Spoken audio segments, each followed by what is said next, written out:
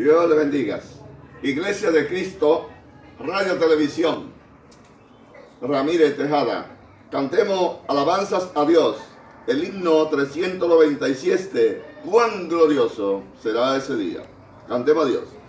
Cuán glorioso será ese día, cuando venga Jesús el Salvador. Los cristianos unidos como hermanos, nos iremos todos con el Señor. No habrá necesidad de la luz ni el resplandor, ni el sol dará su luz, ni tampoco su calor. Allí llanto no habrá, ni tristeza ni dolor, porque entonces Jesús el Rey del cielo para siempre será consolador. Esperamos ese día glorioso para ir al encuentro del Señor, donde todo será color de rosa en el cielo con nuestro Salvador. No habrá necesidad de la luz ni el resplandor,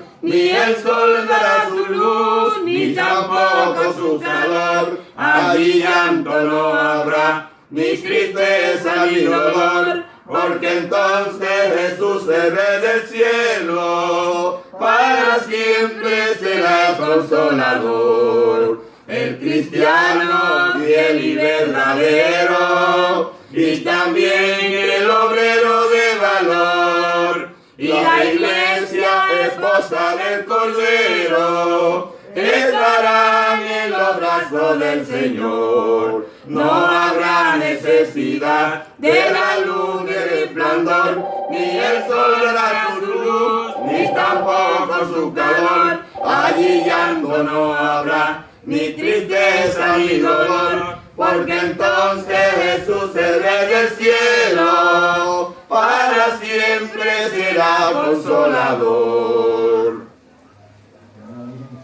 Buen mismo.